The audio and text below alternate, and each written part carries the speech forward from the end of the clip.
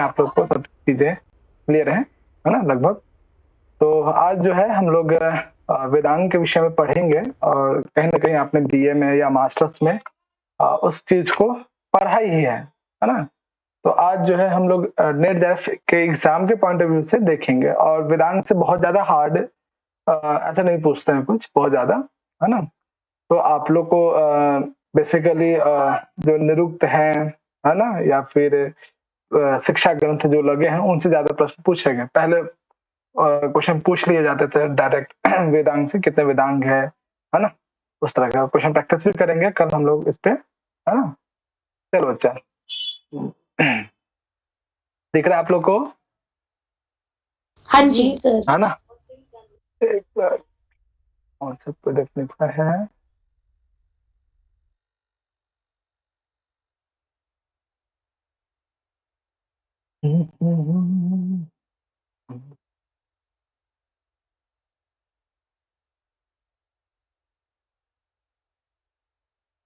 चलो देखो यहाँ पे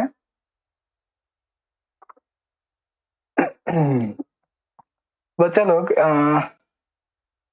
एक साइड स्लाइड और है क्या? ठीक है। हम्म, हम्म, हम्म। चलो अच्छा, आज हम लोग पढ़ेंगे वेदांग साहित्य, है ना, कि वेदांग क्या है ना, और इसका क्या इम्पोर्टेंस है वेद को समझने में, है ना। और वेदांग क्या एक प्रकार का विद्या है ना। अच्छा, तो विद्या के विषय में टोटल विद्याएं कितनी है, कहीं ना कहीं आप लोगों ने पढ़ा भी होगा, है ना। कितने प्रकार की विद्याएं हैं? चतुर्विधा आणि सर आणि 14 है। चोळी वार्ता दंडनीति 14 अच्छा विद्या है, ओके। चलो आपने वहाँ कौटिल्य अर्थशास्त्र के अनुसार बताया। और 14 है अच्छा 14 है, भैया। ओके। दो प्रकार की सर बताए थे पर और चतुर्दश विद्या, परा और अपरा विद्या। हाँ चलो, परा अपरा विद्या, है ना, उपनिषद के आधार पर आप बता रहे हैं, ठीक है, बहुत बढ़िया, है ना। श्रेय अश्रेय विद्या भी आपने सुना होगा, विद्या विद्या भी सुना होगा, है ना। इसके अतिरिक्त, है ना, बेसिकली आप लोग दो टाइप्स के विद्या के विषय बता रहे हैं। और कितने प्रकार की विद्या, जैसे आपने कौटिल्य अर्थशास्त्र की बात करोगे तो वहाँ 4 प्रकार की विद्या आएगी, है ना। और कितने प्रकार के आपने सुना है, चाहे आपने चतुर्दश विद्याः सन्ति तत्र पुराण न्याय मीमांसा वेरी धर्मशास्त्र गुड, अंगमुख्यताः हाँ, वेदाः स्थानानि विद्यानां धर्मस्य च धर्माणाम चतुर्दश। बहुत सारे, है ना। इति कुत्र वर्तते? याज्ञवल्क्य स्मृत्यम्। लोक संख्या किम अस्ति तर्हि त्रीणि। त्रीणि, सब है ना।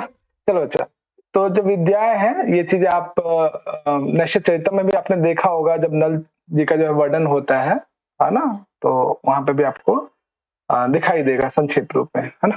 तो जो विद्याएं हैं, है ना, ध्यान से देखना इसको, अगला जो कोटेशन है ना इसमें बच्चा, तो वेदांग भी एक प्रकार का विद्या ही है, नॉलेज ही है ना। इसके बिना जो है आप वेद को नहीं समझ सकते हैं, है ना। तो बच्चे आप लोग को व्हाइट पेज में है ये, बेसिकली ये तो नोट्स मेरे नहीं है, गुरुदेव जी का है, मेहरा सर का है ना। तो जी सर। इसमें आपने पढ़ा भी होगा पहले भी, तो मुझे इसमें हेल्प हो गई थी मुझे खुद, है ना, तो अलग से मुझे बनाने की जरूरत पड़ी नहीं, है ना। चलो हाँ, तो व्हाइट कलर का दिख रहा है ना आप लोग को? जी भैया, लेकिन थोड़ा ब्राइट है ना आज व्हाइट कलर की वजह से। कोई नहीं, कोई दिक्कत नहीं, है ना। दिख रहा है ना। तो विद्याएं जो है टोटल 14 है ना। जिसकी चर्चा जो है याज्ञवल्क्य स्मृति में आपको दिखाई देगा, है ना। बेसिकली 14 विद्याएं कौन कौन है? पुराण, है ना, ठीक है, न्याय, मीमांसा, धर्मशास्त्र। अब इसमें एक पद आ रहा है अंग, है ना। अंग इति किम बच्चे? अंग शब्द किसके लिए प्रयोग किया गया? वेदांगम। हाँ, अंग जो पद है यहाँ पे वेदांग की बात की जा रही है, ठीक है बच्चा, ठीक है। तो 6 वेदांग हो गए, है ना सर। चलो ये 5वां नंबर हो गया, है ना, ये 6ठा, है ना। चलो सबको काउंट करके बताओ कितने विद्या हो रहे हैं, है ना। सबको काउंट करके देखोगे टोटल 14 विद्याएं होंगी, है ना। एक ये पुराण, फिर एक न्याय, एक मीमांसा, एक धर्मशास्त्र, फिर अंग। अंग के अंतर्गत 6 वेदांग है ना, और 4 वेद। टोटल कितने हुए, काउंट करो कितने हुए बच्चा? 14 है। 14 है ना। और इस कोटेशन को याद रखना बच्चा, है ना, बहुत जगह यूज भी होगा, काम भी आएगा, है ना। पुराण न्याय मीमांसा धर्म शास्त्रांग मिश्रितः वेदास्तनानि विद्यानाम धर्मस्य च चतुर्दशः। ठीक है, कि जो है विद्याओं का जो स्थान है, 14 प्रकार के जो है विद्याएं हैं जो ये है। ठीक है, इसमें जो अंग पद है ये वेदांग के लिए प्रयोग किया गया है ना। ये अभी बेसिक चल रहे हैं, अभी हम लोग इसके अंदर जो वर्णन आएगा हम लोग आगे अभी देखेंगे, है ना। इस लक्षण को याद रखिएगा, है ना। कम से कम वेद वाले बच्चे तो जरूर ध्यान रखें, धर्मशास्त्र वाले बच्चे जो ऑप्शनल में लेते हैं जरूर ध्यान रखें, है ना। तो ये याजुल के स्मृति में वर्णन होता है। ठीक है, उसके बाद जो है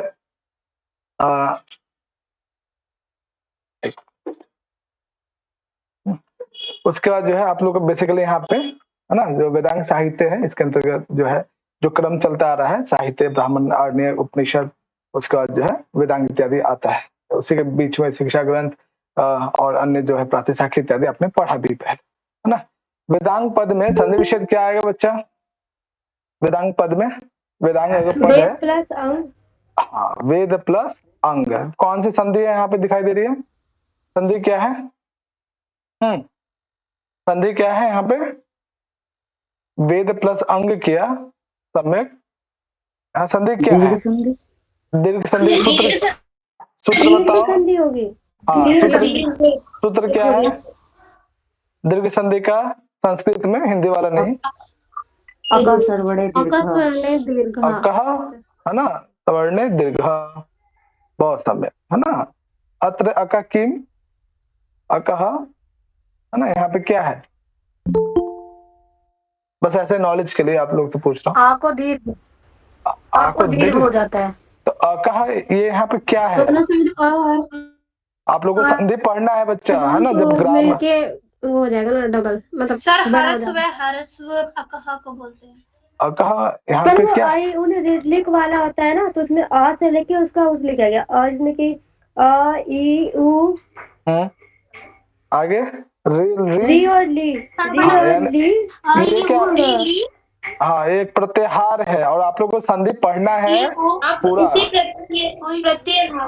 हाँ, ठीक है, अक प्रत्याहार है तो संधि आप लोग को पूरा डिटेल से पढ़ना है ना। सारे संधि पढ़ने हैं, है ना। और संधि पे तो बहुत मेहनत करनी होगी सभी को। ठीक है बच्चा, चलो। ये जो वेदांग है ना, वेदांग में जो 2 पद आया आपने देखा, वेद, है ना, प्लस अंग, है ना। वेद के विषय में आपने लगभग जितनी जरूरत थी उतना हम लोगों ने पढ़ लिया। दूसरा पद आता है अंग। अंग का क्या मतलब होता है? अंग से क्या समझते हैं आप लोग? अंग का क्या मतलब है अगर आपसे पूछा जाए? भाग, ओके। और कोई बताएंगे अंग से क्या समझते हैं? अंग का क्या मतलब है? सहायक। सहायक, ओके। अच्छा, सहायक, है ना। ओके, है ना। और कोई? अंग मतलब भैया उसी का एक अंश है जिससे उस वस्तु का पूरी का ज्ञान हो जाएगा, वही ओके। यानी एक तरह से मीडियम, है ना, जो काम को, जैसे हाथ पैर आपके क्या अंग है, अब पूरा शरीर, सभी अंगों को मिला दें तो शरीर बन जाता है ना। हाथ पैर इत्यादि जितने हैं बॉडी के पार्ट्स, उस अंग के माध्यम से क्या करते हैं आप अपने अलग अलग कार्यों को कर पाते हैं, है ना।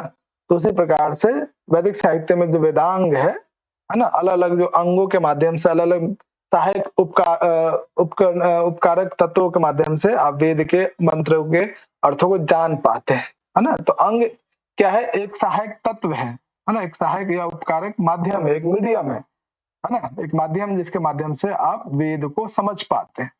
ठीक है, आगे जो है अंग का डेफिनेशन भी आपको मिलेगा, संस्कृत में ही है। ठीक है, तो सिंपल सा, है ना। वेदस्य अंग वेदांग, ये कोटेशन थोड़ा ध्यान रखना, है ना। और दूसरा जो है ये कोटेशन, है ना। अंग का मतलब उपकारक, है ना, जिसके माध्यम से आप किसी चीज का ज्ञान प्राप्त करते हैं, है ना। अंगियंते ज्ञायन्ते अमीभी इति अंगान। ठीक है, ये 2 कोटेशन थोड़ा ध्यान रखना। और नीचे जो कोटेशन है उसकी मतलब एग्जाम के पॉइंट ऑफ व्यू से तो इम्पोर्टेंट नहीं है, लेकिन ये इंटरव्यू वगैरह के हिसाब से थोड़ा सा ध्यान रखिएगा दो शुरुआत के 2 कोटेशन, है ना। उसके बाद जो है यहाँ पे आप आगे बढ़ेंगे, है ना। ये सब तो आप लोगों को पता है कि वेदांग जो है 6 प्रकार का होता है। तो वेदांग की जो रचना है इसकी क्या आवश्यकता पड़ी है, इसका क्या पर्पस है ना। वेदांग जो है ना, वेद को समझने का क्या इसके कुछ ना कुछ पर्पस होगा, कुछ ना कुछ उद्देश्य होगा, ऐसे तो इसकी रचना नहीं की गई, है ना। तो हर काम का कुछ ना कुछ पर्पस है। जैसे अभी आप लोग ऑनलाइन माध्यम से क्लास कर रहे हैं, इसका कुछ ना कुछ एक सॉलिड रीजन है, एक सॉलिड पर्पस है आप सभी के पास। तो ये 6 वेदांग है, तो इन 6 वेदांगों का क्या कोई पर्पस है? हाँ बच्चा बोलो। वेद जी के ही भैया स्वरूप को है। जानने के वेद लिए वेदांगों जी की आवश्यकता पड़ती है। हाँ, है ना। तो अलग अलग जो वेदांग है टोटल 6 है ना। ऐसा नहीं है कि उन 6 से किसी 6 वेदांगों से किसी एक प्रकार के ही काम होता है। अलग अलग कार्यों के लिए हम लोग क्या करते हैं, वेद के अंगों का यानी वेदांगों का अलग अलग यूज करते हैं, है ना। यदि हमें सिर्फ अर्थ पता करना है किसी पद विशेष का, इसके लिए किसी फिक्स वेदांग की तरफ ही हमें जाना पड़ता है। यदि हमें यज्ञ कब करना चाहिए, नहीं करना चाहिए, शुभ मुहूर्त कब होगा, इसके लिए एक विशेष प्रकार के वेदांग की आवश्यकता पड़ती है। किसी वर्ण का कैसे उच्चारण होगा, है ना, कैसे उसमें स्वर परिवर्तन हो रहा है, तो इसके लिए एक विशेष वेदांग की आवश्यकता होती है। तो जो वेदांग है ना, इसके पर्पस है, अलग अलग उद्देश्य है। उस पर्पस के आधार पर, उस उद्देश्य के आधार पर वेदांग को 3 भागों में बांटा गया है ना। अर्थ बोध के लिए किसकी आवश्यकता होगी, उच्चारण के ज्ञान के लिए किसकी आवश्यकता होगी, यज्ञ करने के लिए किस प्रकार की वेदांग की आवश्यकता है, वो अभी हम लोग देखेंगे, है ना। और उससे पहले कि ये वेदांग का वर्णन सबसे पहले कहाँ आता है, किस ग्रंथ साहित्य में आता है, किस वैदिक साहित्य में आता है, किसी को आइडिया वेदांग का वर्णन सबसे पहले कहाँ? मुंडकोपनिषद। हाँ, मुंडकोपनिषद में, है ना। तो सबसे पहले वेद के साथ, वेद का नाम तो हाँ आता ही है, चारों वेद का वर्णन तो आता ही, नाम तो आते, साथ ही साथ वेदांगों का भी आता है। तो ये मुंडकोपनिषद में आता है। मुंडकोपनिषद किस वेद का है? अथर्ववेद का। अथर्ववेद का। अरे वाह, वेरी गुड। मुंडकोपनिषद एक तो अथर्ववेद के कितने उपनिषद हैं? 3 है भैया। कौन कौन?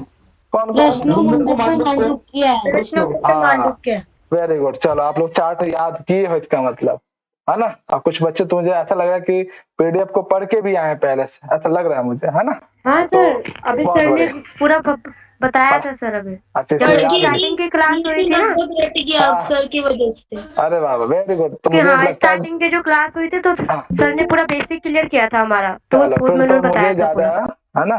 चलो बहुत सुंदर, है ना। चलो यानी वेद के साथ साथ वेदांगों का जो पहली बार वर्णन आता है मुंडकोपनिषद में आता है, और ये कोटेशन इस फॉर्म में है ना। चलो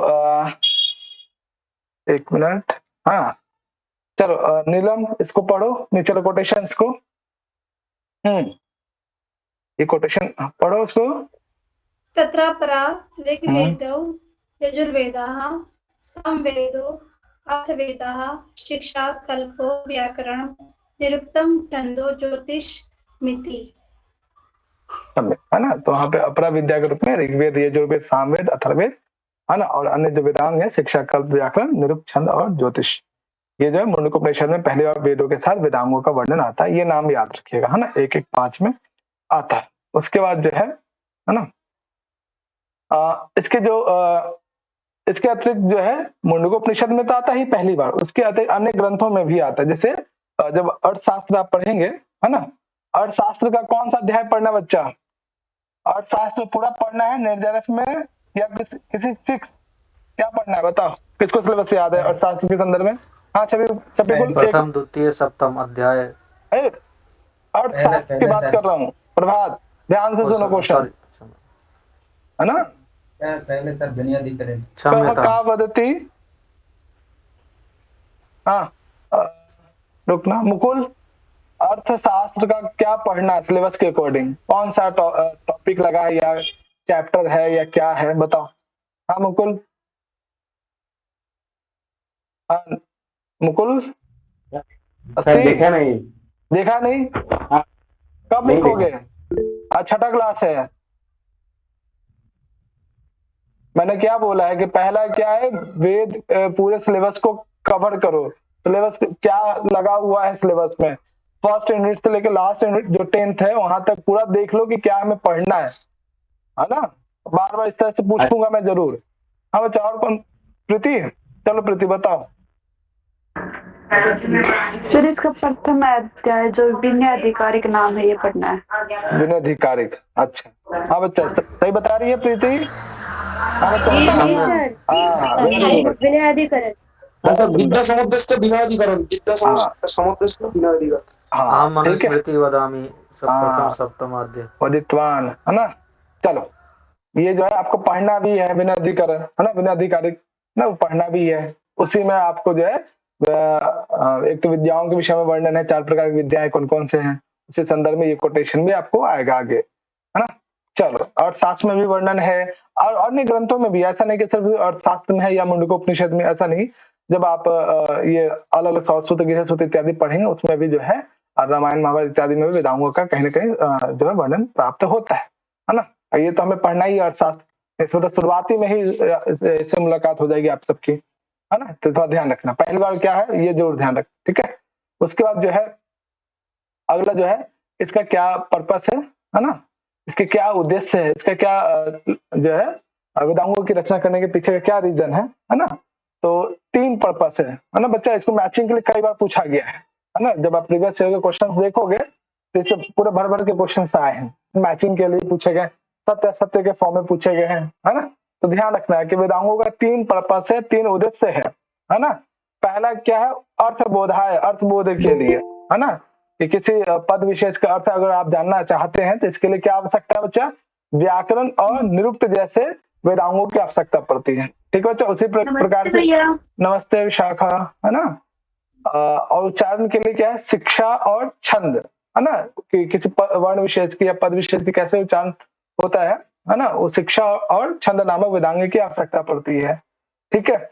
उसके बाद याजिक प्रयोगाय, है ना, कि किसी भी यज्ञ को कब करना चाहिए, है ना, इसके लिए क्या शुभ मुहूर्त है ना। तो इसके लिए जो है कल्प और ज्योतिष वेदांग की आवश्यकता पड़ती है। कल्प शास्त्र कितने प्रकार का होता है बच्चा, कौन बताएंगे, क्रम क्या है भैया?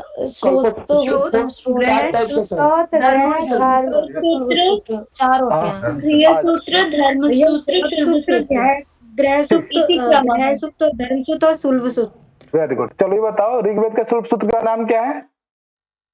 एक मिनट रुक, जिससे मैं पूछूंगा। हाँ नेहा, एक मिनट अरे बच्चा रुक। हाँ नेहा, ऋग्वेद का शुल्ब सूत्र क्या नाम है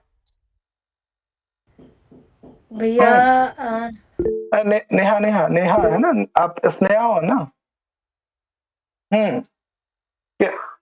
हाँ नेहा। हाँ चंदा बताओ, ऋग्वेद के शुल्ब सूत्र का क्या नाम है? ऋग्वेद के शुल्ब सूत्र का क्या नाम है? शुल्ब सूत्र? हाँ। तो ऋग्वेद का तो शुल्ब सूत्र होता ही नहीं है। नहीं होता है? पक्का 100%। चंदा जो कह रही है कि शुल्ब सूत्र होता ही नहीं, तभी एग्री है क्या चंदा की बातों से? नहीं है। चलो, तो किसका होता है और किसका नहीं होता? चलो, ऋग्वेद का नहीं होता, और किसका नहीं होता है? केवलम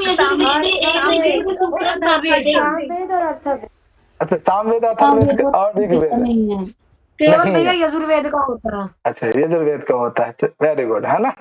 तो कई बार क्वेश्चन जो है ना ऐसे भी पूछ लिया जाएगा बच्चा, ठीक है बच्चा, ध्यान रखना, है ना। एक तो ये बहुत इंपॉर्टेंट है ये वाला टॉपिक, है ना, कि उसके उद्देश्य क्या क्या है ना, ध्यान से याद रखना, मैचिंग के लिए पूछा जाएगा, है ना, इसको भूलना मत। और वैसे बहुत इजी याद करना, व्याकरण और निरुक्त की क्यों आवश्यकता पड़ती है? अर्थबोध के लिए। शिक्षा और छंद नामक जो ग्रंथ है इसके उच्चारण के लिए हमें आवश्यकता पड़ती है। कल्प और ज्योतिष शास्त्र जो है यज्ञ इत्यादि से संबंधित चीजों को जानने के लिए आवश्यकता पड़ती है, ठीक है। ये चार्ट याद हो गया बच्चा सबको?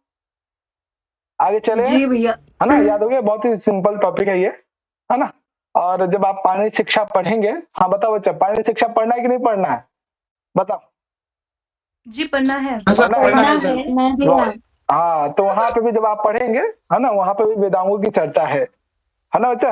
तो यहाँ पे संक्षेप रूप में देख लो, यहाँ पे भी 6 प्रकार के वेदांगों की चर्चा शिक्षा, पाणिनि शिक्षा में भी है और पाणिनि शिक्षा के 41वां 42वां नंबर कोटेशन जब देखोगे श्लोक, तो वहां पे जो है संपूर्ण वेदांगों को जो है पुरुष के अलग अलग तत्वों से जो है वहां पे उसका वर्णन किया गया है ना। फोटो भी अभी हम लोग देखेंगे भी, है ना। चलो ये वाला जो आप देख रहे हो नीचे वाला, है ना, ये बताओ यहाँ पे षडंग का मतलब क्या है? महाभाष्य में जो वर्णन आता है ना, ये षडंग का मतलब वेदांग। हाँ, तो ये कोटेशन हम लोगों ने पहले भी पढ़ा था शुरुआती क्लासों में, वेद के लक्षण में, है ना। तो ये महाभाष्य किसकी रचना है? पतंजलि। वेरी गुड, है ना। चलो अगला देखो, है ना। चलो ये जो कोटेशन आप देख रहे हो यहाँ पे ना, हाँ वदतु। प्रथमतः पाणिनि महाभाष्ये ब्राह्मणे निष्कारणो षडंगो वेदाध्याय ज्येष्ठ किमर्थमस्ति इति किमस्ति? का वदति? कापि कोऽपि जना वक्तुं शक्नुमः? दीपिका इसमें कहा गया है कि ब्राह्मण के द्वारा निष्कारणम अर्थात बिना कारणम षडंगो वेदाध्ययः ज्ञेयश्च, वेद और वेदांगों को या फिर उनका ज्ञान करना चाहिए। अर्थात किसी भी ब्राह्मण का ये कर्तव्य है कि वो निष्कारण बिना किसी कारण के वेद वेदांगों का अध्ययन करे। हाँ, निष्कारण का मतलब निस्वार्थ होकर, है ना, सेल्फलेस होकर, है ना, ठीक है, सेल्फलेस होकर, है ना, हाँ, निष्काम भाव से वेद का अध्ययन तो करना ही चाहिए, साथ ही साथ उसके जो 6 अंग है उसका भी अध्ययन करना चाहिए, उसका भी ज्ञान प्राप्त करना चाहिए। ऐसा जो है पतंजलि महाभाष्य जो है उसमें वर्णन प्राप्त होता है। अब अवध प्रभात ज्ञातवान। चलो अगले, उसके बाद जो है ये जो है अभी हम लोग देखेंगे, है ना। चलो एक पिक्चर देखो तो कोटेशन याद हो जाएगा। दिख रहा है बच्चा ये पिक्चर, है ना, जिसको जूम करना वो अपने स्लाइड में जूम कर लेना फोन में, है ना। चलो बच्चा यहाँ पे बारी बारी से, है ना, आई थिंक दिख रहा होगा स्पष्ट रूप से। चलो व्याकरण जो है पुरुष के किस अंग से जो है इसकी जो है बताया गया है? बताओ बच्चा, व्याकरण को क्या कहा गया है? मुख। Very good. शिक्षा क्या है बच्चा? नासिका या घ्राण। अग्रे ज्योतिष शास्त्र क्या है बच्चा? नेत्र। हाँ, आंखें मत बोलना। निरुक्त बताओ। हाँ, कान नहीं, है ना, हिंदी। चलो अग्रे कल्पसूत्र इति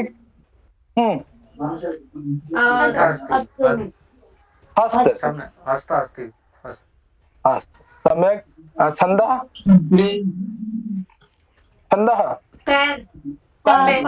हिंदी इंग्लिश संस्कृत बोलो। वेरी गुड, है ना, वेरी गुड, है ना बच्चा। तो ये डायग्राम याद रखना है और साथ ही साथ कोटेशन भी याद रखना है। ऐसा नहीं कि सिर्फ जो है हिंदी में तो याद होना ही चाहिए, लेकिन उसके लिए संस्कृत जो शब्द है वो जरूर याद रखना बच्चा, है ना। तो ये जो है वेद पुरुष रूपी वेदांग का जो है वर्णन है ना, कि पुरुष के अलग अलग अंगों को जो है यहाँ पे वेदांग का स्वरूप किस रूप से है और इसका इंपॉर्टेंस है कि क्यों इसे नेत्र के रूप में ही कहा गया, क्यों इसको ग्रहण रूप में ही कहा गया, या इसे मुख के रूप में क्यों कहा गया, या पाद के रूप में, है ना। बहुत डिटेल में नहीं जाएंगे, लंबी व्याख्या हो जाएगी, है ना। बेसिकली यहाँ पे एग्जाम के पॉइंट ऑफ व्यू से इतना जरूर ध्यान रखना कौन क्या है, ठीक है बच्चा, किस रूप में यहाँ पे उसके महत्व को बताया गया, ठीक है बच्चा, क्लियर है ना। चलो यहाँ देखो, नेटवर्क चले गए थे अभी। अच्छा नेटवर्क चले गया, लो फिर से देख लो ना, यही है शुरू में। ठीक है। चलिए समझ में आया ना ये, है ना, बहुत सिंपल है ना। चलो बाकी बच्चे म्यूट कर लीजिएगा, आवाजें तो से ब्रेक हो रही होगी आप लोग को, है ना। चलो बच्चा अब यहाँ पे हम लोग बारी बारी से पढ़ेंगे कि इसमें जो है ना, जैसे पाणिनि शिक्षा में वर्णन भी आता है जो भी आपने डायग्राम देखा, फोटो देखा है ना, हाँ, इसी कोटेशन में जो है वहां पर डायग्राम फॉर्म में, पिक्चर फॉर्म में है। ठीक है, चलो 1 मिनट, कौन पढ़ेंगे? लास्ट टाइम किसी मौका नहीं मिला था। चलो विशाखा, एक क्लास मिस हुई थी क्या आपकी? No sir. नहीं ना, ठीक है, चलो पढ़ो विशाखा। वेदांत साहित्यम वेद पुरुषस्य विविधा अव्यवानां कल्पना छन्दः पादौ तु वेदस्य हस्तौ कल्पो अथा पठ्यते। ज्योतिषामयनं चक्षुर्निरुक्तं श्रोत्रम् उच्यते। शिक्षा घ्राणः तु वेदस्य मुखं व्याकरणं स्मृतम्। तस्मात् सांगम धी तयैव ब्रह्मलोके महीयते। वेरी गुड बच्चा, है ना? इसको रट जाना, अच्छे से याद कर लेना, है ना? बहुत इंपॉर्टेंट है। ठीक है, चाहे वो व्याकरण का बच्चा हो या वेद का बच्चा हो, तो जरूरत पड़ती ही है ना, या कोई छंद को लेकर काम कर रहा हो ना, कहीं ना कहीं इससे जो है, या शिक्षा ग्रंथ पे या प्रातिशाख्य ग्रंथ पे ना काम कर रहा हो, है ना, या धर्म सूत्र पे, या जो है गृह इत्यादि सूत्र पे काम कर रहा हो, या निरुक्त पे, कहीं ना कहीं ये कोटेशन याद रखना चाहिए, पूछते हैं इंटरव्यू वगैरह में भी, है ना?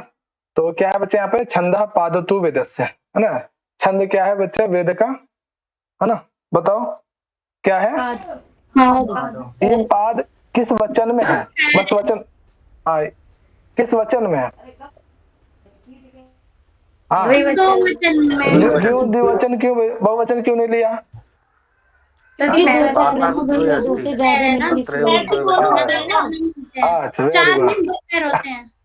व्यक्ति के, पुरुष के तो भाई 2 ही होते हैं ना, जानवर के तो कह दो 4 होते हैं, 6 होते हैं, अलग है ना?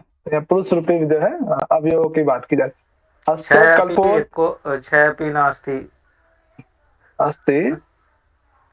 मकड़ी के होते हैं, मकड़ी या चलो चलो कोई नहीं, उधर मत जाओ, 6 हैं, 8 है ना, है ना? कल्प यानी कल्प के अंतर्गत कौन कौन से ग्रंथ आते हैं बच्चा?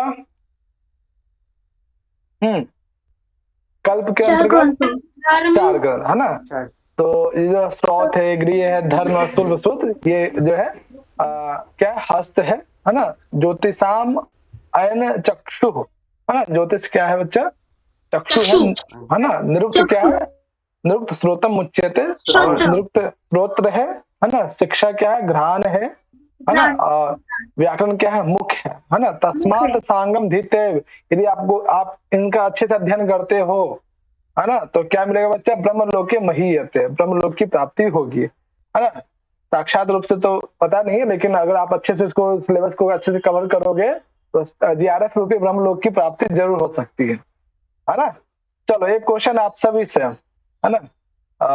ये सिर्फ इतना अगर पूछ लिया जाए, ब्रह्मलोके महीयते, है ना, ये क्या सिर्फ पाणिनि शिक्षा में प्राप्त होता है या किसी अन्य ग्रंथ में भी प्राप्त होता है?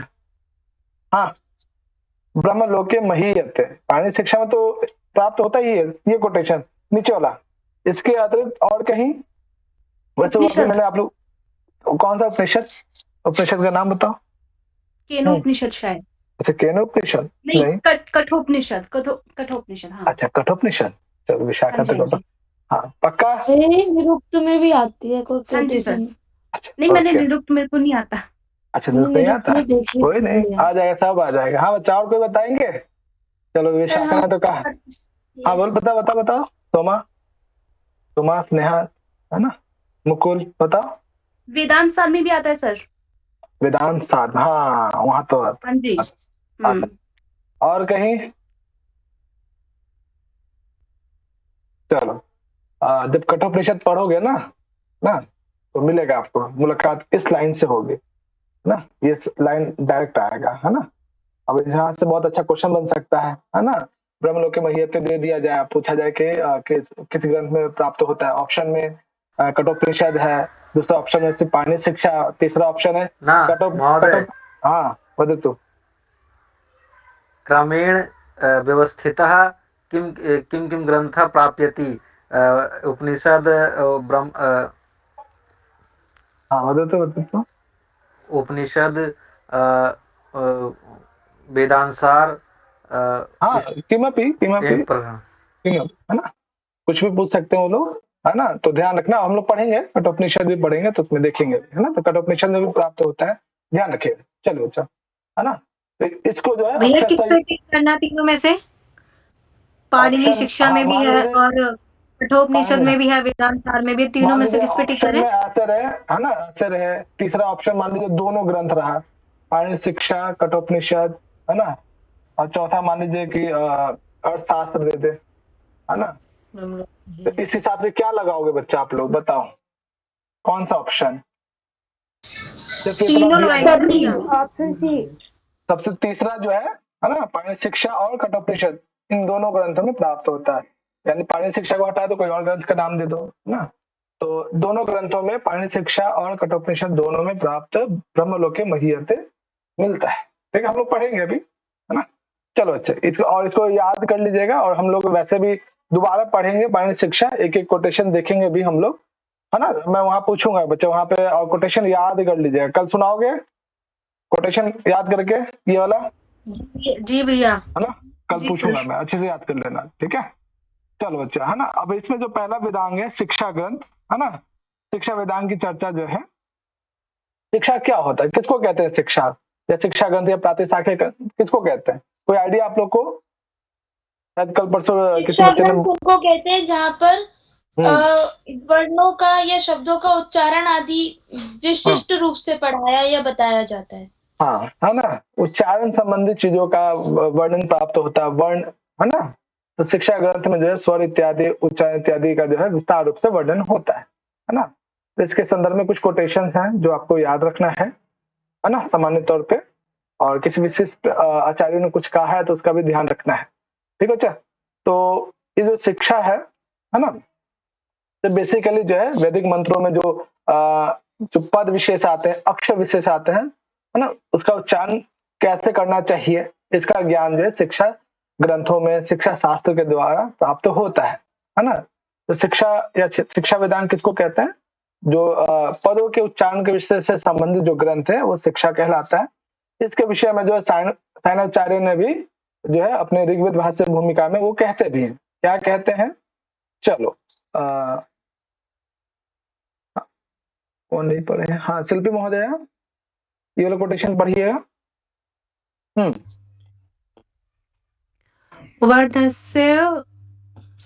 वर्ण स्वर आदि उच्चारण प्रकारों यत्र उपदिश्यते सा शिक्षा। वेरी गुड, है ना, कि जहाँ पे वर्ण स्वर, है ना, आदि का उच्चारण होता है।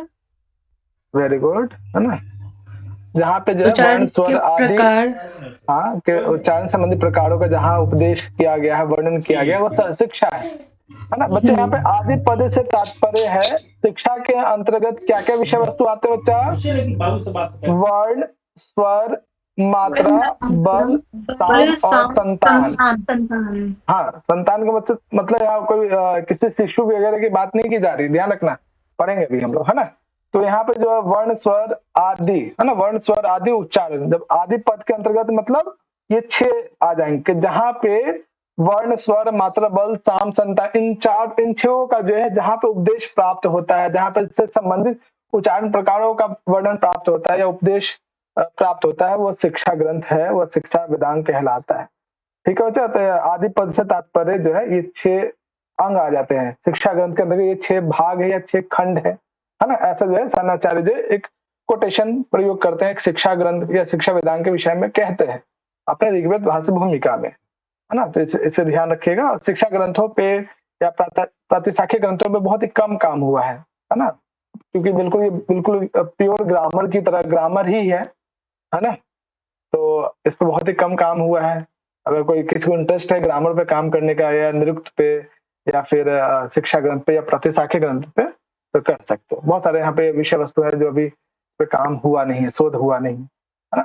चलो, इसको ये भी ध्यान रखना है कि सायणाचार्य ने शिक्षा ग्रंथ के विषय में क्या बोला है, ठीक है। और शिक्षा वेदांग के कितने अंग है या शिक्षा वेदांग के कितने भाग हैं, इसे क्रम से याद रखना। हाँ, 6, और इसे क्रम से, है ना, वर्ण स्वर मात्रा बल साम संतान, ठीक है, याद हो गया बच्चा क्रम। और इनके 6 अंग कौन कौन से? हाँ, वर्ण स्वर स्वर मात्रा वर्ण बल स्वर साम। मात्रा बल साम समता। वेरी गुड, याद हुआ सबको बच्चा? देख लो, जी जी है भैया। ना? चलो पूछूंगा अभी मैं। चलो आगे देखो यहाँ पे इसके जो है शिक्षा शब्द के विषय में या शिक्षा वेदांग का जो वर्णन है ना, तैतरीय उपनिषद के शिक्षा वल्ली में भी मिलेगा आपको, है ना? कि जो आपने जो 6 आप यहाँ पे शिक्षा के जो 6 अंग पढ़े या 6 उसके भाग पढ़े, वो तैतरीय उपनिषद में भी आपको शुरुआत में शिक्षा वल्ली में मिलेगा भी, है ना? कि ये कोटेशन है। अच्छा ये बताओ, ये उपनिषद पढ़ना आप लोग को सिलेबस में है या नहीं है? बताओ। है भैया। है? चलो सिलेबस अच्छे से देख रहे हो इसका मतलब, है ना? तो वहां पे डिटेल से भी पढ़ेंगे, है ना? शिक्षा व्याख्या श्याम, शिक्षा की जो है व्याख्या की जा रही है ना? और इसमें जो है वर्ण स्वर मात्रा बल साम संतान इन सबकी जो है चर्चा होगी, है ना? ये तैतरीय उपनिषद में भी है। तो साथ ही साथ थोड़ा थोड़ा हम लोग उपनिषद के विषय वस्तु को भी देख रहे हैं, है ना? चलो, यानी अभी हम लोगों ने देखा कि शिक्षा का अर्थ क्या है, शिक्षा किसे कहते हैं, सायणाचार्य ने क्या कहा, तैतरीय उपनिषद में क्या वर्णन है शिक्षा ग्रंथ के विषय में, शिक्षा वेदांग के कितने अंग है या कितने भाग है, कितने खंड है ना? तो पहला नंबर पे आता है वर्ण, दूसरा पे स्वर, तीसरा पे मात्रा, फिर बल साम संतान। अब हाँ, और बेसिकली शिक्षा वेदांग के अंतर्गत जो है ना, 2 ग्रंथ आते हैं, है ना? एक तो प्रातिशाख्य ग्रंथ, है ना? और दूसरा जो है शिक्षा ग्रंथ, है ना? और आपने पढ़ा है, सीखा भी है कि प्रत्येक वेद के लिए अलग अलग प्रातिशाख्य है, अलग अलग शिक्षा ग्रंथ है। बेसिकली बहुत ज्यादा अंतर नहीं है ना?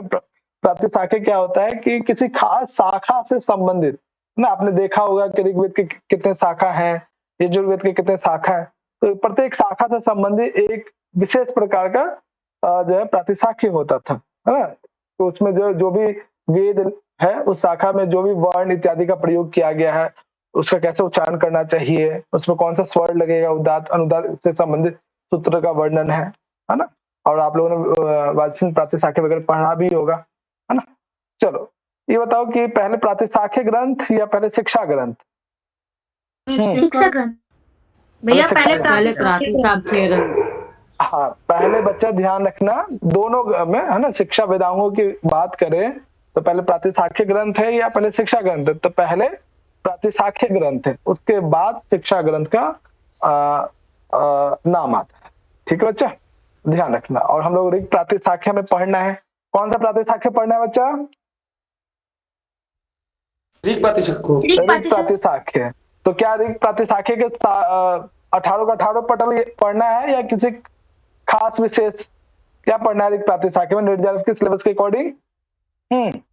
प्रथम पटल। प्रथम पटल, प्रथम पटल में कुछ विशेष सूत्र पढ़ने हैं बच्चा, हमें पूरा नहीं पढ़ना है ना? ठीक है, संज्ञा पटल पढ़ना है, सूत्र विशेष पढ़ने हैं, है ना? कि रक्त संज्ञा क्या है ना? ऐसे करके जो है बहुत सारे सूत्र विशेष के फॉर्म में हम लोग देखेंगे। ठीक है, 2-3 दिन की उसमें क्लास होगी। ठीक है बच्चा, चलो। और एक चीज और ध्यान रखना, है ना? इसमें जो है ये वाली कोटेशन बहुत इंपॉर्टेंट ना। ये सबसे पहले वैदिक छंदों का जो वर्णन आता है किस प्रातिशाख्य में आता है ना? जब आप एक प्रातिशाख्य पढ़ेंगे, बड़ी मोटी सी ग्रंथ है, मैं दिखा दूं आप लोग को, ये है मोटी सी, है ना? ये पूरा 18 पटल है इसमें।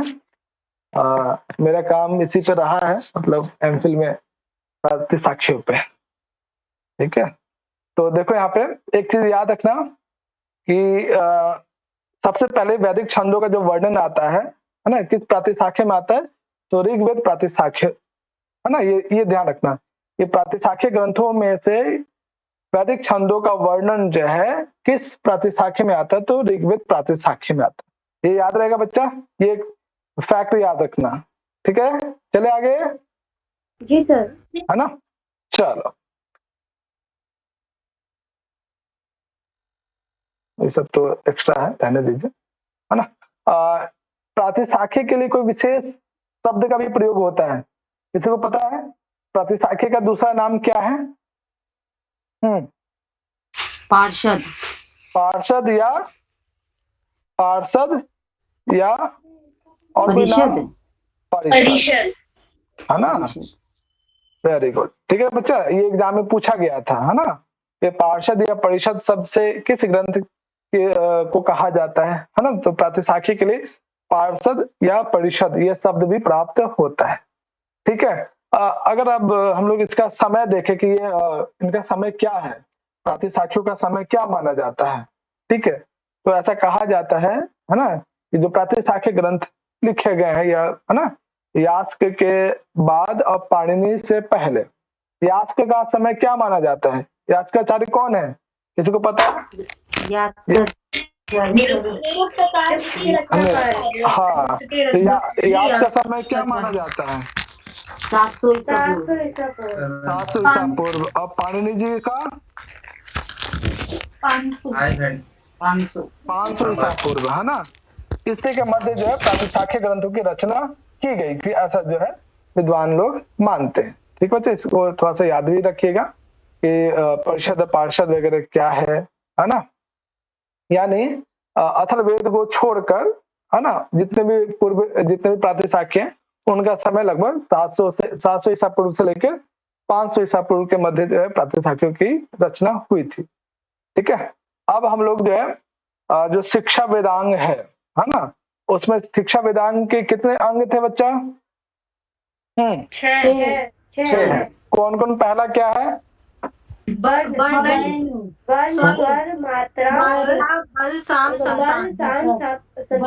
हाँ, तो पहले स्थान पे था वर्ण, है ना। और आप लोगों ने पढ़ा होगा अष्टाध्याय में या लघु सिद्धांत में या हिंदी में भी पढ़ा होगा वर्ण कितने प्रकार के होते हैं, है ना। तो आपने बताया होगा स्वर वर्ण व्यंजन वर्ण, है ना। तो यहाँ पे भी है ना, स्वर और व्यंजन के रूप में है ना। तो पाणिनि शिक्षा में जो है कुल जो है 63 या 64, ये भी एग्जाम में कई बार पूछा गया है। ठीक है बच्चा, 63 या 64, है ना। ये 63 कब होता है, 64 कब होता है, अभी हम लोग देखेंगे भी, है ना। तो पाणिनि शिक्षा के अनुसार जो कुल वर्णों की जो संख्या है 63 या 64, है ना। बच्चा 63 और 64 को एक चीज और काम करना, आप लोग कम से कम 1 से लेकर 100 तक ना संख्या को जो है संख्यावाचक शब्द जो है ना संस्कृत में याद कर लेना। पाणिनीय शिक्षा में बोलते हैं त्रिषष्टि व चतुष्षष्टि। हाँ, है ना, 1 से लेकर 100 तक के संख्या को जो संस्कृत में याद कर लीजिएगा। क्यों? क्योंकि जो भी संस्कृत के पेपर होंगे, चाहे नेट जेआरएफ का हो या अन्य जो एग्जाम है संस्कृत संबंधित, उसमें जो है इस मैथमेटिकल फॉर्म में आपको नहीं देंगे, है ना। अगर जो स्टैंडर्ड एग्जाम होता है उसमें जो है संस्कृत फॉर्म में संख्यावाचक शब्द को लिखते हैं, है ना। उसको ये जरूर ध्यान रखिए। कई बच्चे जो है थोड़ा सा आता है उनको कि हाँ ये क्या है ना, लेकिन जो है संस्कृत में वो समझ नहीं पाते कि वो किस संख्या की बात की जा रही है वहां पे। ठीक है, तो कोशिश ये रखना आप सभी कि जो संस्कृत के शब्द, संस्कृत जो है 1 से लेकर 100 तक संख्या को जो है संस्कृत में क्या बोलते हैं, 1 को क्या बोलते हैं, 2 को क्या बोलते हैं, ऐसे जो है 1 से लेकर 100 तक कम से कम, है ना। बहुत ईजी है ना, ऐसा ज्यादा हार्ड भी नहीं है। तो शिक्षा ग्रंथों में जो है जो कुल वर्णों की जो संख्या प्राप्त होती है वो 63 या 64 पाणिनि शिक्षा के अनुसार, है ना। अगर वाचनिक प्रातिशाख्य की बात करो तो वहां तो 65 हो जाता है ना। तो शिक्षा ग्रंथों में जो है पाणिनि शिक्षा के अनुसार 63 या 64 वर्ण आते हैं। अभी 63 या 64 वर्ण क्या है, आप लोगों ने हिंदी में पढ़ा होगा तो बोला होगा कि स्वर वर्ण तो 11 है, 13 है, व्यंजन वर्ण तो 25 है ना। लेकिन यहाँ पे अलग है संस्कृत साहित्यों में, है ना। इसके लिए जो है पाणिनि शिक्षा में जो सूत्र भी मिलता है, ये श्लोक भी मिलता है, 3रा, 4था, 5वां, है ना, जहाँ पे जो है वर्णों के जो है कुल कितने संख्या है, त्रिषष्टि, चतुष्षष्टिवा, है ना। देखो यहाँ पे, है ना। और यहाँ जो है शिक्षा ग्रंथों में 63 या 64 कुल वर्ण है, जिसके संबंध में पाणिनि शिक्षा में कोटेशन भी प्राप्त होता है ना। कोटेशन नंबर 3rd, 4th और 5th में ये कोटेशन है, और वहां पे हम लोग बहुत डिटेल से पढ़ेंगे। ये जो 63 या 64 जो संख्या है क्या क्या है, कैसे कैसे है ना, वर्णों की संख्या आप यहाँ पे देख सकते हो, है ना। चलो अच्छा, इसको देखो ध्यान से, और काउंट करके देखो कितने हैं। अवर्ण जो है ह्रस्व दीर्घ प्लुत के आधार पे 3, यानी अ, ई, उ, री और लिग, है ना। यानी अग प्रत्याहार के अंतर्गत जो भी वर्ण आ रहे हैं, है ना, और एंग प्रत्याहार के अंतर्गत जो भी वर्ण आ रहे हैं, है ना। तो अ से लेकर री तक इन तीनों का जो है ह्रस्व दीर्घ और प्लुत, है ना, तीनों प्राप्त होता है। अगर आप लोगों ने बेसिक ग्रामर पढ़ा होगा तो उसमें आपने देखा होगा एक ऐसे 3 फॉर्म में हो जाते हैं, ह्रस्व ह्रस्व जो है दीर्घ या प्लुत है ना, ऐसे करके टोटल जो है ना, उसी पर ऋ का ह्रस्व होता है ना, ऋ का ह्रस्व एक है ना, ए ओ आई औ का जो है दीर्घ और प्लुत बनता है, तो दो दो करके सबको जोड़ोगे तो 21 प्रकार के जो है ये क्या है, स्वर वर्ण। ठीक बच्चा, 21 प्रकार के स्वर वर्ण है ना। तो इसमें कोटेशन में आप देखोगे है ना, तो क्या हो गया, है ना, देखो क्या है ना, स्वरा विंशति रेकश्च है ना, संधि विच्छेद करो तो एकश्च, यानी स्वर वर्ण जो है विंशति, एक विंशति, विंशति का मतलब क्या बच्चा, 21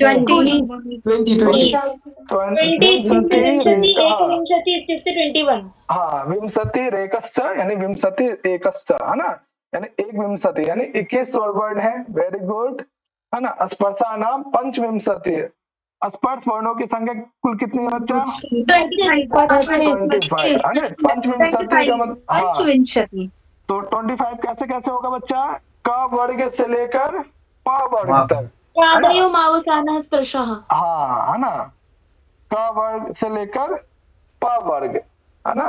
क वर्ग का मतलब जो पांचों वर्ण आते हैं क ख ग में है ना, क वर्ग से लेकर प वर्ग तक, यानी 5 into 5 है ना, तो टोटल 25 हो जाएंगे। तो 25 स्पर्श वर्ण की संख्या है।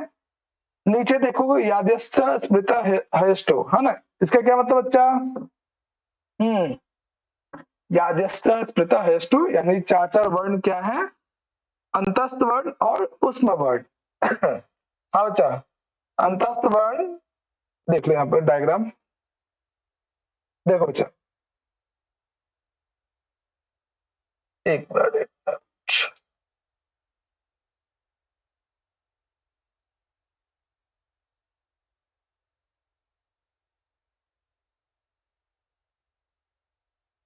हाँ बच्चा, देखो यहाँ पे आवाज आ रही है, जी सर। जी सर। हाँ देखो, स्वर वर्ण 21 हो गया, 25 स्पर्श वर्ण, 4 अंतस्थ वर्ण है। अंतस्थ वर्ण 4 कौन कौन से है, किसी को पता, लव, वेरी गुड है ना। और उसमें वर्ण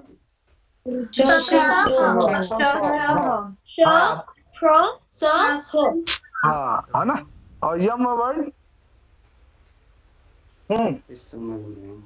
कु खु है ना,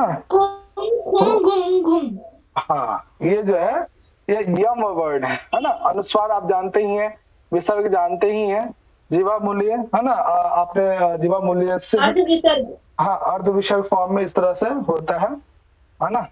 और उपदमानी है ना, जीवा मूल्य जो है क और ख के साथ लगता है ना, जब उससे पहले अच लगता है तो वो थोड़ा ग्रामर का है ना, जिसका यूज बहुत ही कम होता है, लौकिक साहित्य में तो है ही नहीं है ना। और उपदमानी जो है वो भी अर्ध विसर्ग है, लेकिन वो प फ के साथ लगता है।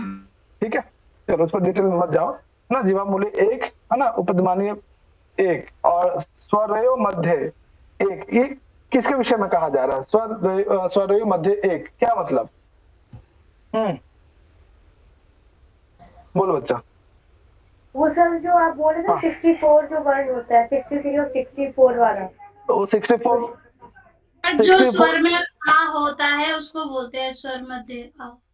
स्वर मध्य, ये जब ये है ना इस फॉर्म में आपने देखा होगा अग्नि मिगड़े है ना, सर देखा है ना, तो वो वर्ड है यहाँ पे एक, ये दूर स्वर के मध्य में ड आता है, ईडे में आता है, हाँ तो उस फॉर्म में बन जाता है ना। इन सबको काउंट, हाँ इन सबको काउंट करोगे तो कुल कितने बन रहे हैं, काउंट करके बताओ कुल कितने बन रहे हैं, 63 है ना। और हम लोगों ने क्या पढ़ा, 63 या 64 है ना।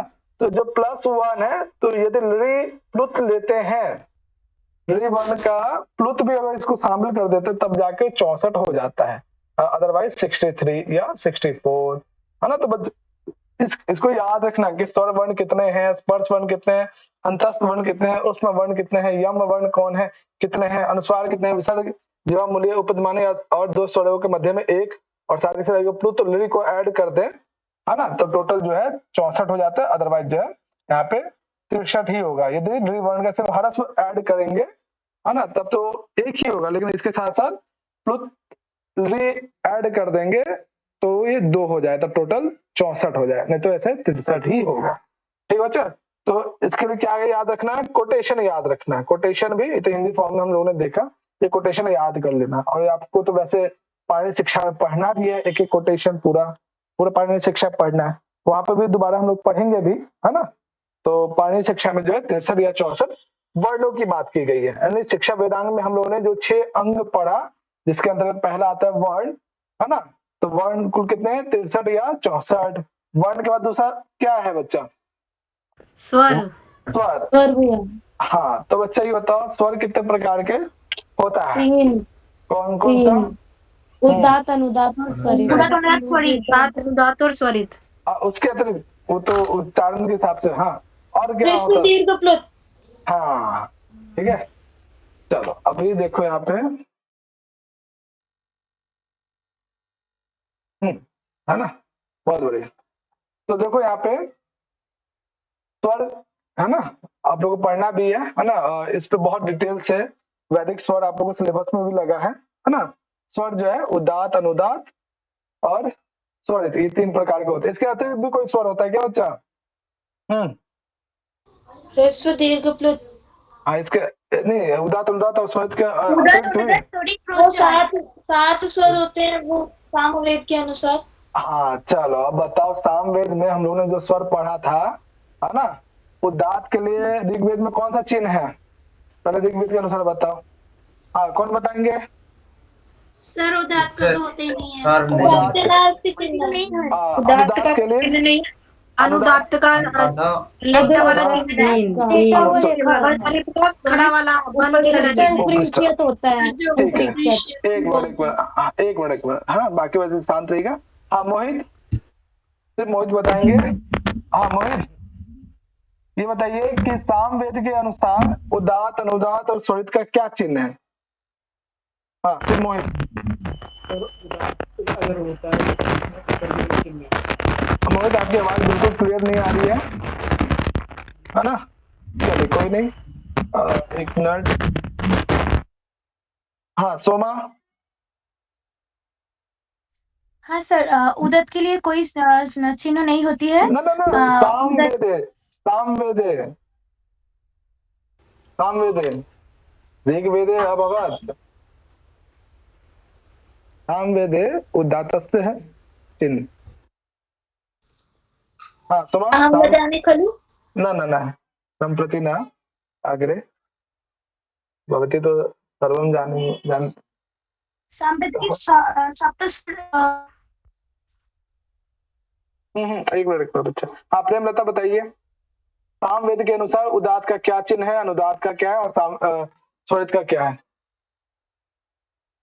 सामवेद के अनुसार मुझे नहीं पता।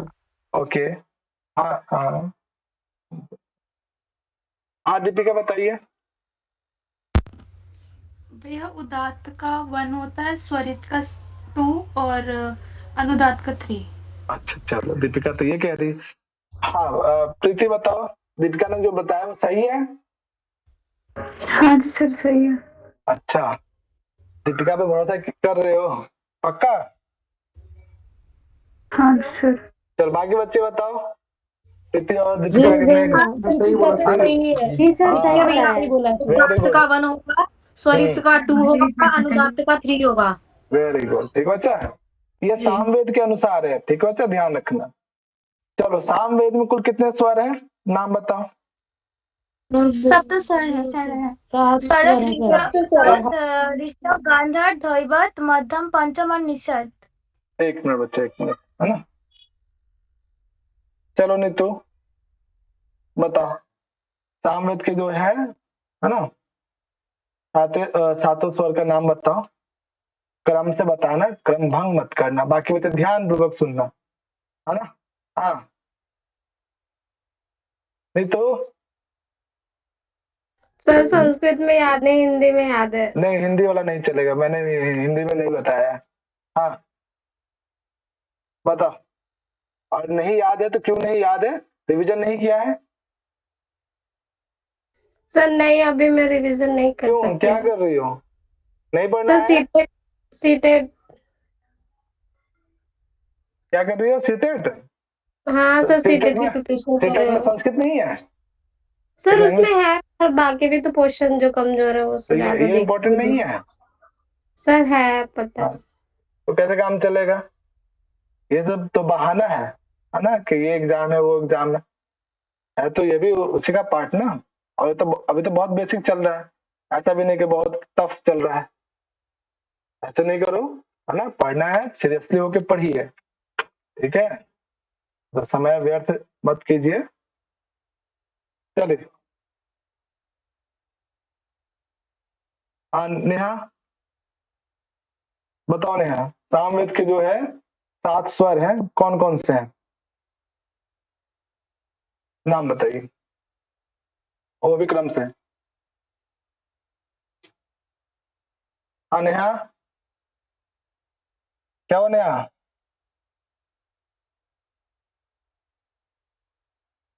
हाँ मुकुल, जी एक सर। मिनट बताइए, 7 स्वर कौन कौन है सर सामवेद? बिना सरस, देखे हुए, है गांधार, ना? मध्यम, हेलो, फिर से बताइए। सरस, ऋषभ, गांधार, मध्यम, पंचम, धैवत और निषाद। अच्छा, ये बताइए कि अनुदात के अंतर्गत सामवेद के कौन कौन कौन से स्वर आते हैं? देख के तो नहीं बता रहे हो मुकुल? हाँ सर याद बताओ। नहीं है यार। याद नहीं है? पेज पलट रहे हो क्या? हाँ स्नेहा बताओ, सामवेद के जो अनुदात के अंतर्गत सामवेद के कौन कौन से स्वर आते हैं? हाँ स्नेहा। जी भैया। हाँ बताओ, अनुदात के अंतर्गत सामवेद के कौन कौन से स्वर आते हैं?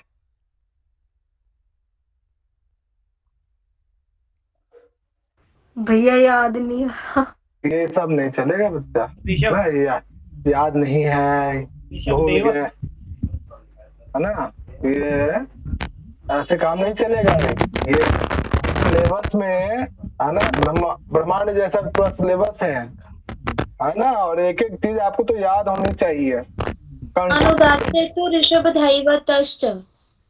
है ना? एक एक चीज याद रखिए। उदात के अंतर्गत क्या है, है ना, अनुदात के अंतर्गत क्या है, स्वरित के अंतर्गत क्या आता है, सामवेद का अक्षरशः याद कर लीजिए। और अभी तो 4-5 क्लासेस ही हुई है, रिवीजन नहीं करते क्या आप लोग? और जो कुछ भी हम लोग पढ़ रहे हैं ना, वो आगे कहीं ना कहीं किसी न किसी रूप में यूज हो रहा है, पूछा जा रहा है ना? तो अच्छे से याद रखिए बच्चा। और ये बिल्कुल नहीं कीजिए, है ना, बहाना तो बिल्कुल भी नहीं है। अगर पढ़ना भी है नेट जैक्स का, है ना, मैंने फर्स्ट ही कहा है कि इसमें बहुत धैर्य या बहुत मेहनत लगेगा आप लोग का, है ना? और 1-1.5 घंटे की जो क्लास चलती है, सिर्फ उतना ही नहीं जरूरत है, घर जाके आप क्या मेहनत करते हो, कितना उस चीज को रिविजन कर रहे हो, कितना सेल्फ स्टडी कर रहे हो, है ना, वो भी उतना ही इम्पोर्टेंट है। और ये बिल्कुल भी ना मान के चले कि सिर्फ और सिर्फ हम 1-1.5 घंटे की क्लास कर ले और उसके बाद हम कुछ पढ़े ना, रिविजन ना करें, सेल्फ स्टडी ना करें, खुद जाके आगे आने वाले टॉपिक के लिए अन्य जो टॉपिक हैं उसे ना पढ़ें, तो बहुत मुश्किल है ना? इसलिए खुद भी सेल्फ स्टडी कीजिए, टाइम निकालिए, है ना, और पढ़िए। जो कुछ हम लोग पहले प्रीवियस क्लास में हो चुका है उसको पढ़िए। यूट्यूब पे पूरा वीडियोज है, लगभग 200 से ऊपर का, नेट जैक्स का सिलेबस के अकॉर्डिंग पूरा दर्शन है वहाँ पे, कौटिल्य अर्थशास्त्र है पूरा, है ना, पूरा निरुक्त वहाँ पे वीडियोज बना हुआ है ना? तो उसको भी आप डेली एक एक वीडियोज करके देखिए, है ना? वीडियोज देखते रहिए बच्चा, है ना? क्योंकि समय हो सकता है कि जो दिसंबर वाला पेपर मार्च अप्रैल में ले ले, है ना? तो आपको भी पता है कि 1-1.5 घंटे की क्लास में पूरा जो सिलेबस है सागर जैसा कवर नहीं किया जा सकता है ना? और बहुत जल्दी से मैं पढ़ाऊंगा भी ना, तो 50% ही सिलेबस हो पाएगा। और जिस हिसाब से गति अभी चल रही, गति धीरे धीरे बढ़ेगा ही इसमें, है ना? तो ये तभी सार्थक है जब आप पहले चीजों को याद रखोगे, है ना? वेद में वैदिक जो टॉपिक है बहुत ही, इससे जो है निश्चित रूप से क्वेश्चन रहता ही है, 6 से 7 क्वेश्चन पूरा, जो यूनिट 1 और यूनिट 2 दोनों मिलाकर, है ना, रहता ही रहता है। और एक एक क्वेश्चन बहुत इंपॉर्टेंट है बच्चा। और जिनको भी लगता है कि नहीं मैं तो बस यूं ही पढ़ाई कर रही हूँ, है ना, तो यहीं से स्किप भी कर सकते हो, फालतू में मेहनत नहीं करना है। लेकिन जिनको लगता है कि नहीं मुझे 6 महीना 7 महीना जो भी है टाइम अच्छे से पढ़ना है, पूरा अपने आप को तपाना है ना बच्चा, तो बहुत नॉलेज होगा यहाँ से आपको। और हर एग्जाम में ये 6 से 7 महीने अगर लग के पढ़ लोगे, है ना, डेली आओगे, डेली रिवीजन करोगे, जो क्लासेस होंगे उससे पहले रिवीजन करके आओगे, पढ़ के आओगे, एक्टिव रहोगे, है ना, तो बहुत बेनिफिट मिलेगा। और रेगुलर आने पे तो मेन एग्जाम में उसको बेनिफिट मिलता ही मिलता है ना। क्लासेस अब्सेंट करोगे तो बहुत नुकसान होगा, ठीक है बच्चा। तो सबसे पहले बात है कि रिवीजन करके आओ, सब चीजों को जो वहाँ पे याद होनी चाहिए, ये क्या है ये क्या नहीं है। इतना बेसिक से इसलिए पढ़ाया जा रहा है कि चीजें आगे यूज होगा, आगे उसका कहीं ना कहीं पूछा जाएगा, ठीक है बच्चा, ध्यान रखिए। आगे से मैं इस तरह से मर्जी नहीं रखूंगा, नहीं भैया बिल्कुल। भैया एक बार आप बता दीजिए भैया दोबारा से कि उदात अनुदात और स्वरित के अंदर मतलब अंतर्गत सामवेद में क्या क्या आता है, एक बार बता दीजिए भैया। सब पढ़ाया हुआ है, आप थे स्नेहा लास्ट क्लास में? मुझे नहीं लग रहा कि मैंने ये पढ़ा हुआ है भैया ना, इसलिए। देखो यही है ना, लास्ट क्लास में भैया मुझे, या फिर ऐसा हो सकता है क्लास लेते वक्त मतलब 1-2 मिनट के लिए मेरा कहीं ध्यान हो गया हो, ऐसा हो सकता है भैया। मुझे लग रहा है कि मैंने बिल्कुल पढ़ा ही नहीं है।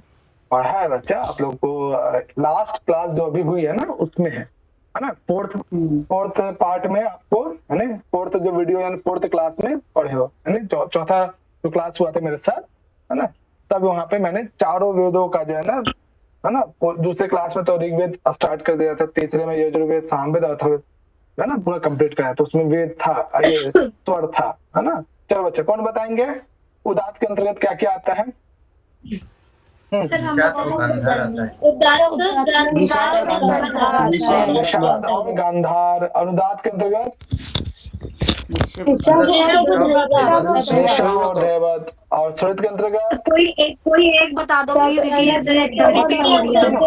सुनो ये सब पीडीएफ में दिया हुआ है ना। और स्वरित के अंतर्गत किरण क्या आता है? स्वरित के अंतर्गत आता है षडज, मध्यम और पंचम, है ना। तो स्नेहा, है ना, ध्यान पूर्वक देखना है, सभी को रेगुलर आना है, ठीक है। चलो बच्चा, है ना, और पीडीएफ में है उसमें देखना जरूर, है ना। चलो उदात अनुदात और स्वरित, है ना। और स्वर भेद से अर्थ भेद भी हो जाता है ना। इसके पीछे एक छोटी सी कहानी भी है ना, वहां ज्यादा डिटेल नहीं जाऊंगा, है ना। इंद्र शत्रु वर्धस्व एक मंत्र आता है कि कैसे जो है मतलब त्वष्टा जो है वृत्तासुर जो है कैसे मारा गया, है ना। उसने यज्ञ जो किया था उसमें जो है जो उच्चारण करना चाहिए था, है ना, अद्युदात के जब अंतोदात कर देता है, इस हिसाब से जो है एक कहानी दिया होगा कितना इंपॉर्टेंट है स्वर भेद, स्वर का, है ना। यदि आप मंत्रों में जहाँ पे उदात है उस उदात के जब अनुदात उच्चारण करोगे तो अर्थ बिल्कुल चेंज हो जाता है ना। तो इसके लिए जो पानी शिक्षा में मंत्रों के स्वर भेद से ही वो स्वयं का विनाशक बन गया। हाँ, है ना। तो और डेली लाइफ में भी आप लोग यूज करते हैं, है ना, या घर वालों से सुनते भी होंगे, है ना। जैसे अगर आप लोगों ने घर वालों से पूछा कि मैं घूमने जाऊं या बाहर खेलने जाऊं, तो घर वाले क्या कहते हैं? हाँ जाओ जाओ जाओ जाओ जाओ, है ना। तो जाओ शब्द क्या काफी हाई पिच लग रहा है ना, उदात। तो उसका मतलब ये बिल्कुल भी नहीं है कि घर वाले क्या कह रहे हैं कि जाने के लिए वो मना कर रहे हैं, है ना। या फिर उसका मतलब जाके दिखाओ तो, है ना, या फिर पीके मूवी में आपने देखा होगा अच्छा पद जो था, है ना, अच्छा, है ना, एक एक वर्ड के अलग अलग मीनिंग होते हैं उसके उच्चारण पे, है ना, कि हाई पिच हो रहा है, लो पिच हो रहा है, मीडियम हो रहा है ना। तो वैसे तो लौकिक साहित्य में तो इसका यूज नहीं हुआ है ना, बहुत इतना के बड़ा, है ना। जितने भी लौकिक साहित्य उसमें चिन्ह रहित है ना, लेकिन वैदिक साहित्य में इन स्वरों का प्रयोग हुआ है, ठीक है बच्चा।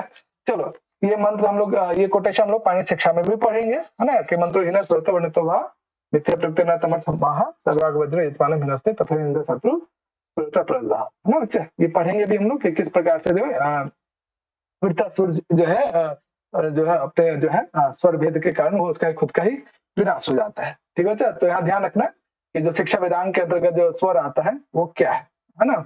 मात्रा जो है 3 प्रकार का, है ना, ह्रस्व मात्रा, दीर्घ मात्रा, प्लुत मात्रा, है ना। और आपको पता ही है ह्रस्व के लिए जो एक मात्रा, दीर्घ के लिए द्विमात्रा, है ना, प्लुत के लिए त्रिमात्रा, व्यंजन के लिए जो अर्ध मात्रा का प्रयोग होता है ना। ये भी कोटेशन थोड़ा सा याद रखेंगे सभी को, है ना। तो अभी हम लोग ने पढ़ा कि वर्ण जो है 63 या 64, स्वर जो है 3 प्रकार के, उदात्त, अनुदात्त, स्वरित। और ये भी ध्यान रखना है ऋग्वेद इत्यादि में जो है स्वर का जो उदात्त, अनुदात्त, स्वरित, इसका क्या चिन्ह होता है। सामवेद में क्या चिन्ह होते हैं वो भी ध्यान रखना। मात्रा कितने प्रकार का होता है, ह्रस्व दीर्घ प्लुत, है ना, इसका क्या लक्षण है, ये भी लक्षण याद रखेंगे, है ना। एक मात्रा ह्रस्व के लिए, द्वि मात्रा दीर्घ के लिए, त्रिमात्रा से प्लुत का जो है हम लोग साइन देखते हैं। और आपने देखा होगा मंत्रों में, है ना, किसी भी शब्द के आगे जो है ना इस फॉर्म में इस फॉर्म से लिखा हुआ रहता है। देखा है वैदिक संकलन वगैरह ग्रंथ में आप लोगों ने पढ़ा होगा, है ना, इस फॉर्म में 3 रहता है। हाँ, वेरी गुड, है ना, ये प्लुत का साइन है। ठीक है बच्चा, अव्यंजन के अर्ध मात्रकम, ठीक है, ये याद रखिएगा, काफी इंपॉर्टेंट है ना। तो वर्ण हो गया, स्वर हो गया, मात्रा हो गया, चौथा क्या बच्चा, चौथा क्या है, वेदांग। बल का मतलब क्या है, अभ्यंतर परिवर्तन और बाह्य परिवर्तन जो है, बोलने में जो प्रयास लगता है, जो प्रयत्न करना पड़ता है वर्णों को, उसे बल कहते हैं। हाँ, है ना, जब आप वर्णों को उच्चारण करते हैं, है ना, बोलते हैं, तो उस पे एक बल लगता है, एक प्रयत्न लगता है ना। तो इसमें, है ना, वर्णानाम उच्चारण प्रयत्न, है ना। तो बल बेसिकली क्या है, स्थान और प्रयत्नों, है ना बच्चा। स्थान का मतलब यहाँ पे क्या बच्चा, उच्चारण स्थान की बात की जा रही है। स्थान का मतलब उच्चारण स्थान, हाँ, मुख्य अर्थ। हाँ, और प्रयत्न का मतलब, प्रयत्न का मतलब अभ्यंतर और बाह्य प्रयत्न। और बाह्य प्रयत्न। हाँ, ग्रामर में हम लोग पढ़ेंगे भी, है ना, थोड़ा सा मतलब बेसिक सी थोड़ी सी उच्चारण स्थान, है ना, कि जो अवर्ण है या क वर्ग इत्यादि है उसका उच्चारण स्थान क्या है, उसका सूत्र क्या है ना। कुछ सूत्र वगैरह भी हम लोग बेसिक देखेंगे, उसके बाद फिर हम लोग संज्ञा प्रकरण वगैरह पढ़ेंगे भी, है ना। तो बताएंगे बच्चा कि जो क वर्ग है, क वर्ग इत्यादि, इनका सूत्र क्या है, उच्चारण स्थान क्या है, और सूत्र भी है पाणिनीय अष्टाध्याय में। हाँ, अको विसर्जन नाम कंठा, वेरी गुड, है ना। तो घबराइए नहीं, जो जिनको नहीं आ रहा तो ऐसा नहीं है कि पता नहीं बच्चे क्या बता रहे हैं, घबराइए नहीं। हम लोग व्याकरण जब पढ़ेंगे, स्टार्ट करेंगे तो बेसिक से चलेंगे वहां पे भी, है ना। बेसिक बनेगा, फिर हम लोग जो है बेस बनने के बाद फिर व्याकरण डिटेल से पढ़ेंगे, है ना बच्चा। तो बल क्या है बच्चा, है ना, स्थान प्रयत्न, है ना। स्थान का मतलब है उच्चारण स्थान, है ना। और प्रयत्न का मतलब ये प्रयत्न 2 प्रकार का होता है ना। वर्णों को जो है उच्चारण के लिए जो है प्रयत्नों की भी आवश्यकता होती है। ये प्रयत्न आभ्यंतर रूप में भी होता है और बाह्य रूप में भी, है ना।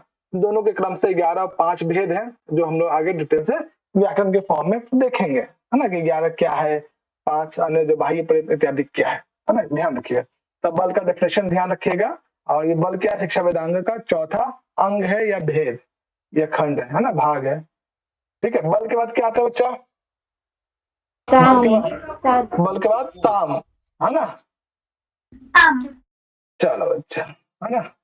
तो साम क्या होता है ना, साम का लक्षण देख लीजिए, है ना। निर्दोष गुण युक्तम उच्चारणम इति सामः, है ना, कि जब किसी भी वर्ण को बिना दोष रहित उच्चारण करना ही साम कहलाता है। और इसका बहुत अच्छा लक्षण जो है आपको इसके विषय में, है ना, कि कौन जो है, जो पढ़ने वाला जो है पाठक, है ना, अच्छा कहलाता है। 2 प्रकार के पाठक की चर्चा की गई है पाणिनि शिक्षा में, एक अधम पाठक, है ना, एक उत्तम पाठक, ठीक है। चलो बच्चों, तो साम क्या होता है कि जब आप दोष रहित, यानी जब भी आप किसी वर्ड का उच्चारण करते हैं उसमें कोई दोष ना हो, किसी प्रकार का दोष ना हो, है ना। तो जो पाठक गण है ना, पढ़ने वाला, है ना, तो इसके संदर्भ में पाणिनि शिक्षा में 2 कोटेशन मिलते हैं, है ना, कि पाठक, अधम पाठक कौन कहलाता है और उत्तम पाठक कौन कहलाता है। इसके लक्षण प्राप्त होते हैं, है ना। और आप लोग देखिएगा, आप लोगों में से आप लोग को कौन सा लक्षण आप लोगों में दिखाई देता है ना। अधम पाठक, अधम पाठक, अच्छा। चलो एक मिनट जनता, हाँ इसको पढ़ो सर। मेरा मोबाइल में प्रॉब्लम है। अच्छा कोई बात नहीं, चलो मैं पढ़ूं भैया। रुको बच्चा, प्रभात बाबू। आम, हाँ, गीति शीघ्र शिरः कंपी तथा शीघ्री शिरः कंपी तथा लिखित पाठकः अनर्थज्ञो अल्प कंठश्च षडेते पाठकाधम।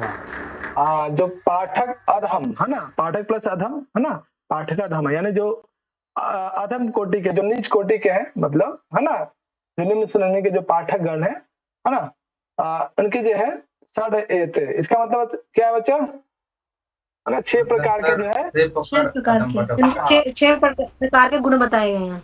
गुण नहीं, अवगुण बताए हैं। ठीक है, अधम पाठक के 6 गुण होते हैं। क्या? पहला है गीति। गीति का मतलब गाना, गा के पढ़ेंगे, गा के बोले, शीघ्र जल्दी से बोले, शिरह कंपी।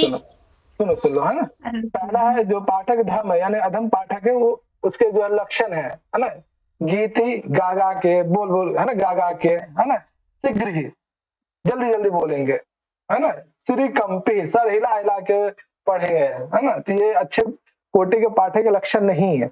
चौथा लिखित पाठक, लिख के, है ना, तो वो भी अच्छा कोटि का पाठक नहीं मानेगा। ऐसा पाणिनि शिक्षा में वर्णन है। अगर अनर्थज्ञ, हाँ ये बताइए, अनर्थज्ञ क्या अच्छा कोटि का पाठक है क्या?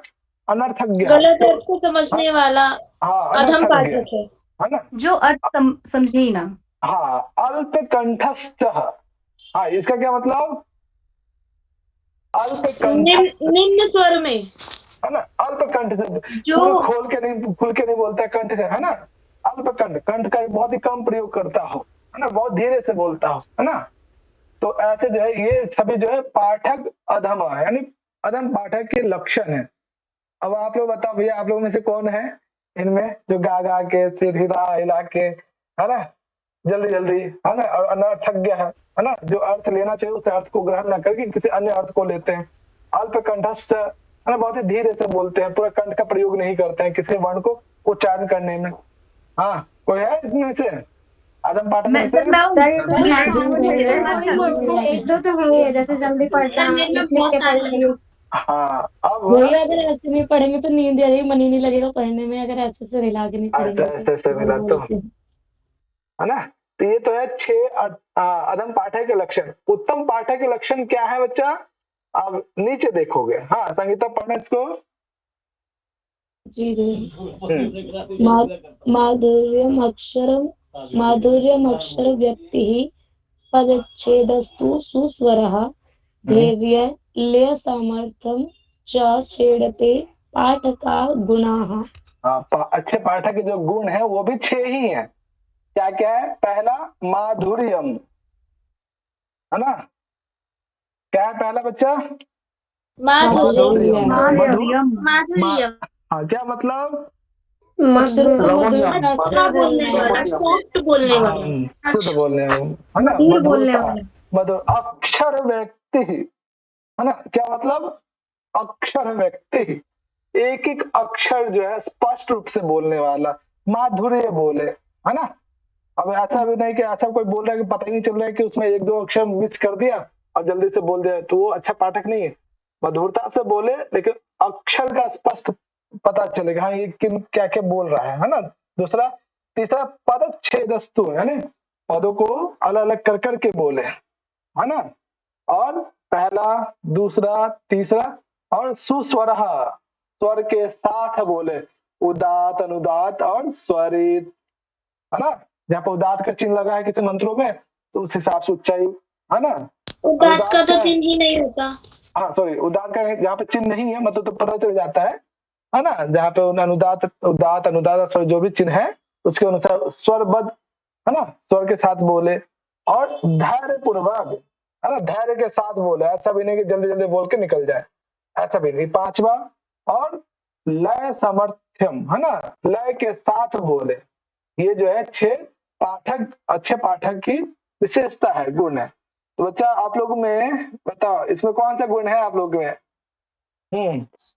धैर्य का, अच्छा धैर्य, अरे सब हो जाएगा धीरे धीरे। किंचित शरेते पाठका गुणाः सन्ति। है ना बच्चा, तो इसको अच्छे से याद करना। यहाँ तो हम लोगों ने देखा ही है, वहां भी पढ़ेंगे, पाणिनि शिक्षा में भी, है ना। वहां पे मैं आप लोग से हिंदी करवाऊंगा और इसको कंठस्थ कर लीजिए यहीं पे, ठीक है। तो साम क्या बच्चा, जहाँ पे किसी प्रकार का दोष ना हो जिसके उच्चारण में, है ना, वो साम कहलाता है। ठीक है, इससे पहले हमने क्या क्या पढ़ लिया, वर्ण, स्वर, मात्रा, बल और पांचवा साम। ठीक है, तो अंतिम क्या है बच्चा, संतान। संतान। संतान का मतलब जो पद पाठ होते हैं उसमें संधि नियम को लगाना, वो संतान है। वेरी गुड, है ना। तो संतान का मतलब शिशु वगैरह नहीं, कोई बच्चे वगैरह नहीं, है ना। चलो, संतान का लक्षण देखिए यहाँ पे, है ना। चलो, क्या है बच्चा, पढ़ो इसको।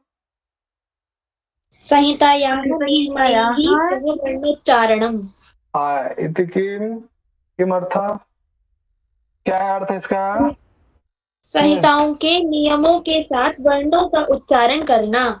हाँ, है ना, संहिताओं के अपने अपने नियम है ना, उनके साथ जो है वर्णों का उच्चारण ही संतान कहलाता है ना। और आप पढ़ेंगे भी, पद पाठ के कुछ नियम हैं, संहिता पाठ से पद पाठ। चलो, एक यहीं पे एक प्रश्न है, वैदिक पाठ कितने प्रकार का होता है बच्चा? वैदिक पाठ कितने, कौन कौन सा? वैदिक पाठ द्वितीय प्रकार भवति। प्रकृति पाठ, अनंतरम प्रकृति पाठे प्रथमकः संहिता पाठ, पद पाठ और क्रम पाठ। संहिता पाठ, क्रम पाठ, सम्यक, अग्रे संहिता पाठ, पद पाठ और क्रम पाठ। अग्रे विकृति पाठ, हाँ,